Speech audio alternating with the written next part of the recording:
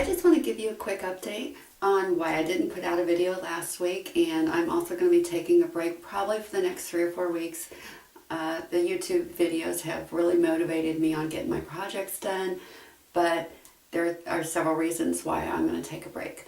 One, I promised them at work I would pick up some hours while one of the girls was on maternity leave. I work on call or per diem for a local nursing home, and I usually work 1 to 2 days a week, but I've been picking up extra and it's really wearing me out. The second is I did go ahead and have an MRI done of my shoulders. Up to date so far, I have had, I've tried NSAIDs or like naproxen, I've tried the chiropractor, I had steroid injections, and that was about when I was painting my shed, and it was wearing off, and I painted the shed, and then I couldn't do anything for about 2 days. So I broke down, had MRIs.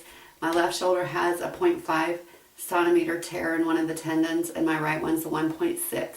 So I will be going to see a orthopedic specialist that does nothing but shoulders and elbows here in a few weeks.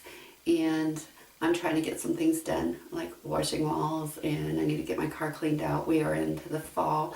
I am still working on projects slowly. The last year I have put out a video every week, and 1 week I tried to get one every day. I didn't quite make it, so it's a deserved time. The YouTube channel has kept me motivated, and I really appreciate that. Plus I enjoy sharing. So please continue to like and subscribe, and look forward to my upcoming videos. And I hope you enjoy my journey. Like I said, I enjoy it because it keeps me motivated. I've got several projects planned.